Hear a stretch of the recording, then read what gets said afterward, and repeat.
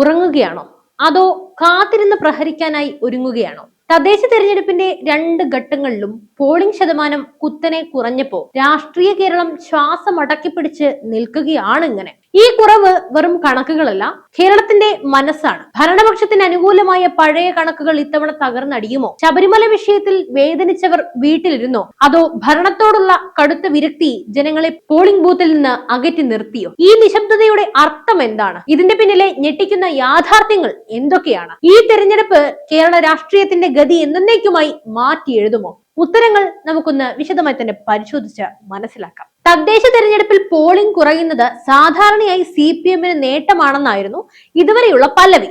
അവരുടെ കേഡർ വോട്ടുകൾ ഉറപ്പായിട്ടും പോൾ ചെയ്യും എന്നതായിരുന്നു ആ വിശ്വാസത്തിന്റെ അടിസ്ഥാനം എന്ന് പറയുന്നത്. എന്നാൽ ഈ തിരഞ്ഞെടുപ്പിലെ കണക്കുകൾ ആ പല്ലവിയെ തകർത്തെറിയുമോ? 2ാം ഘട്ടത്തിൽ തൃശൂർ മുതൽ കാസർഗോഡ് വരെയുള്ള ജില്ലകളിൽ രേഖപ്പെടുത്തിയത് 76.08% മാത്രം. 2020 ഇത് 77% ആയിരുന്നു. ആദ്യഘട്ടത്തിലെ അവസ്ഥ അതിലും ദയനീയമായിരുന്നു. തിരുവനന്തപുരം മുതൽ എറണാകുളം വരെയുള്ള 7 ജില്ലകളിൽ പോളിംഗ് 70% മാത്രമായിരുന്നു. കഴിഞ്ഞ തവണത്തേക്കാൾ ഏകദേശം 3% കുറവ്. എന്തുകൊണ്ടാണ് ഈ കുറവ്? ശബരിമല വിഷയത്തിലും സംസ്ഥാന ഭരണത്തിലെ കെടുകാര്യസ്ഥതയിലും മനം നൊന്ത വലിയൊരു വിഭാഗം നിഷ്പക്ഷ വോട്ടർമാരും UDF അനുകൂലികളും ഒക്കെ വോട്ട് ചെയ്യാൻ എത്തിയിട്ടില്ല എന്നാണ് UDF ക്യാമ്പ് വിശ്വസിക്കുന്നത്. അതായത് ഭരണവിരുദ്ധ വികാരം വോട്ടിംഗ് ബൂത്തിൽ പ്രതിഫലിച്ചില്ല, അവർ പ്രതിഷേധിച്ചത് വോട്ട് ചെയ്യാതിരുന്നു കൊണ്ടാണെന്നൊക്കെ പറയപ്പെടുന്നു. ഇത് UDF-ന് ഗുണകരമാകുമോ? സംശയമാണ്. രാഹുൽ മങ്കൂട്ടത്തലിന്റെ വിവാദങ്ങളാണ് വോട്ടർമാരെ അകറ്റിയത് എന്നാണ് LDF പറയുന്നത്. ഇതൊരു തരം ഒളിച്ചോട്ടമാണ്, ഭരണത്തിന്റെ വീഴ്ച മറച്ചു വെക്കാനുള്ള ശ്രമം. എന്നാൽ തങ്ങളുടെ കേഡർ വോട്ടുകളെല്ലാം തന്നെ പോള് ചെയ്തുവെന്നും അതിനാൽ വിജയം ഉറപ്പാണെന്നും CPM നല്ലതുപോലെ അവകാശപ്പെടുന്നുണ്ട്. തോറ്റിട്ടില്ല, തോറ്റ ചരിത്രം കേട്ടിട്ടേയില്ല. LDF പറയുന്ന ഈ കേഡർ വോട്ട് മാത്രം മതിയാകുമോ ജനവിധി നിർണയിക്കാൻ? ഭരണ പ്രതിപക്ഷ ഒത്തുകളിയാണ് വോട്ടർമാരെ അകറ്റിയതെന്ന BJP-യുടെ ആരോപണം നിസ്സാരമല്ല. ഇരു മുന്നണികളോടുമുള്ള മടുപ്പ് ഒരു പുതിയ രാഷ്ട്രീയ ധാരയ്ക്ക് വഴിയൊരുക്കുകയാണ്. കേരളത്തിന്റെ ചിന്ത ഒരേ മനസ്സിലാണ് എന്ന നിരീക്ഷണം അതീവ ഗൗരവകരമാണ്. 2 ഘട്ടങ്ങളിലും പോളിംഗ് കുറഞ്ഞത് കേരളം ഒറ്റക്കെട്ടായി ഒരു മുന്നണിയുടെ വീഴ്ചയെ വിലയിരുത്തുന്നുണ്ട്. ഈ സൂചനയാണ് നൽകുന്നത്. ഈ തിരഞ്ഞെടുപ്പിലെ ഏറ്റവും വലിയ ചർച്ചാ വിഷയം ഭരണവിരുദ്ധ വികാരമാണ്. മുഖ്യമന്ത്രി പിണറായി വിജയനും അദ്ദേഹത്തിന്റെ സർക്കാരിനുമെതിരായ ജനവികാരം വോട്ടെടുപ്പിൽ പ്രതിഫലിക്കാതിരുന്നത് എന്തുകൊണ്ടാണ്? പിണറായി വിജയൻ എന്ന നേതാവ് കടുത്ത വിമർശനത്തിന് അർഹനാണ്. എല്ലാം ശരിയാക്കാം എന്ന് പറഞ്ഞുകൊണ്ട് അധികാരത്തിലെത്തിയ സർക്കാർ ജനജീവിതം കൂടുതൽ ദുസ്സഹമാക്കി മാറ്റിയ കാഴ്ചയാണ് കണ്ടത്. പല സുപ്രധാന വിഷയങ്ങളിലും മുഖ്യമന്ത്രി സ്വീകരിച്ച മൗനം ജനങ്ങളെ കൂടുതൽ അകറ്റി. ജനങ്ങളുമായി സംവദിക്കാനുള്ള അദ്ദേഹത്തിന്റെ വിമുഖത ജനങ്ങൾ ഭരണകൂടത്തിൽ നിന്ന് അകലുന്നതിന് കാരണമായി. കെടുകാര്യസ്ഥതയും അഴിമതിയും സ്വർണ്ണക്കടത്ത് മുതൽ ലൈഫ് മിഷൻ വരെയുള്ള വിവാദങ്ങൾ സർക്കാരിന്റെ പ്രതിച്ഛായ തകർത്തു. ശബരിമല സ്വർണ്ണക്കൊള്ള കൂടിയായതോടെ തകർന്നടിഞ്ഞു. അഴിമതിക്കെതിരെ ശക്തമായ നിലപാടെടുക്കുമെന്ന് പ്രഖ്യാപിച്ചവർ തന്നെ അഴിമതിയുടെ കറ പുരണ്ടപ്പോൾ ജനങ്ങൾക്ക് വിശ്വാസം നഷ്ടപ്പെട്ടു.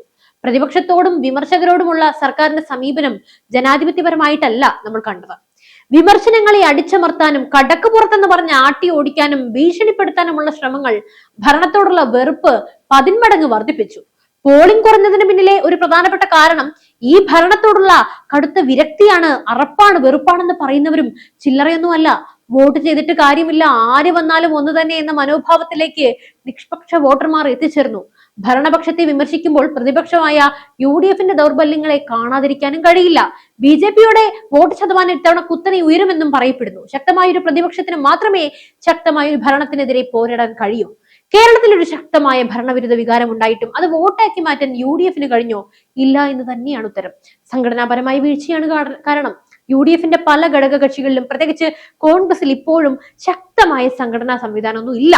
സംഘടന എന്തായെന്ന് പോലും അവർക്കറിയില്ല. പ്രാദേശിക തലത്തിൽ പ്രവർത്തകരെ ഏകോപിപ്പിക്കാനും വോട്ടർമാരെ ബൂത്തിലെത്തിക്കാനും അവർക്ക് സാധിച്ചില്ല. നേതൃത്വ പ്രതിസന്ധി വേറെയും. ആരാണ് UDF-നെ നയിക്കുന്നത് എന്നതിനെ കുറിച്ച് ജനങ്ങൾക്കൊരു വ്യക്തതയില്ല. സത്യം പറഞ്ഞാൽ വ്യത്യസ്ത ശബ്ദങ്ങളാണ് അവിടെ മുഴങ്ങുന്നത്, വ്യത്യസ്ത അഭിപ്രായങ്ങളാണ് കേൾക്കുന്നത്. ഈ വോട്ടർമാരിൽ ആശയക്കുഴപ്പവും വിശ്വാസമില്ലായ്മയും ഉണ്ടാക്കുന്നു. പിന്നെ ദുർബലമായ പ്രചാരണം. ഭരണപക്ഷത്തിന്റെ അഴിമതികൾ ജനങ്ങളിലേക്ക് കൃത്യമായി എത്തിക്കുന്നതിൽ UDF പരാജയപ്പെട്ടു. വിവാദങ്ങൾ കത്തിപ്പടരുമ്പോൾ അതൊരു രാഷ്ട്രീയ ആയുധമാക്കി മാറ്റാൻ അവർക്ക് കഴിഞ്ഞില്ല. UDF-ന്റെ ഉൾപോരുകളും വ്യക്തിപരമായ താല്പര്യങ്ങളും പ്രധാന വിഷയങ്ങളെ അപ്രസക്തമാക്കി. ചുരുക്കി പറഞ്ഞാൽ ഭരണപക്ഷത്തിനെതിരായ ശക്തമായ വികാരം ഉണ്ടായിരുന്നിട്ടും അതിനൊരു ബദലായി മാറാൻ UDF-ന് സാധിച്ചില്ല. അവർ പൂർണ്ണമായും പരാജയപ്പെട്ടു. ഈ രണ്ട് മുന്നണികൾക്കും ബദലായി കേരളത്തിൽ ഒരു മൂന്നാം ശക്തിയുടെ ഉദയം അനിവാര്യമായി വരികയാണ്. അവിടെയാണ് BJP ഈ തിരഞ്ഞെടുപ്പിൽ നടത്തിയ വലിയ പ്രചാരണം ശ്രദ്ധേയമാകുന്നത്. BJP മുന്നോട്ട് വെക്കുന്ന വികസന അജണ്ടയും ദേശീയ രാഷ്ട്രീയത്തിലെ അവരുടെ കരുത്തും കേരളത്തിൽ ഒരു പുതിയ ചലനം ഉണ്ടാക്കുമെന്നത് തീർച്ചയാണ്. മാറ്റം ആഗ്രഹിക്കുന്ന കേരളം, അതായത് ഭരണ പ്രതിപക്ഷ ഒത്തുകളിയിൽ മനം മടുത്ത ഒരു വലിയ വിഭാഗം വോട്ടർമാർ ഒരു പുതിയ രാഷ്ട്രീയ ശക്തിയെ പരീക്ഷിക്കാൻ തയ്യാറാകുന്നതിന്റെ സൂചന ഈ പോളിംഗ് കുറവിൽ നൽകുന്നുണ്ട്. മോദി പ്രഭാവം വേറെയും. രാജ്യത്ത് BJP സർക്കാർ നടപ്പിലാക്കിയ വികസന പ്രവർത്തനങ്ങൾ കേരളത്തിലെ ജനങ്ങളും ആഗ്രഹിക്കുന്നുണ്ട്. അവർക്കിപ്പോൾ വികസനത്തിന്റെ അർത്ഥം പോലും അറിയാത്ത അവസ്ഥയാണ്.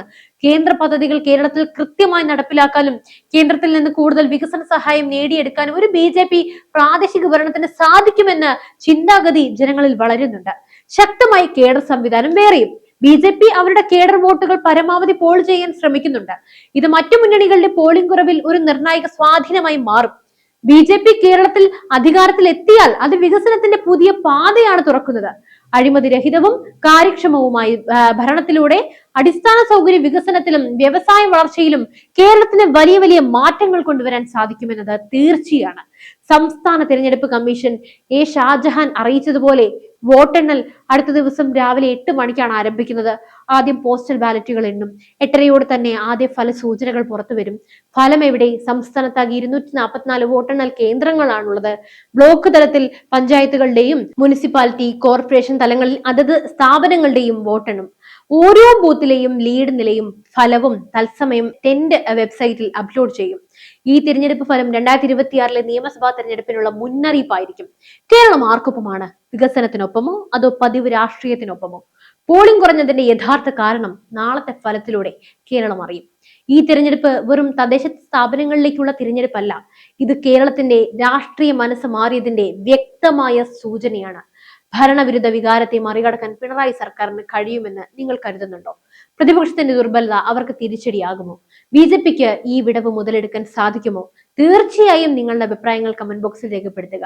ഈ വീഡിയോ ഇഷ്ടമായെങ്കിൽ ലൈക്ക് ചെയ്യുക. മറ്റൊരു വിഷയമായി വീണ്ടും എത്തും വരെ നന്ദി.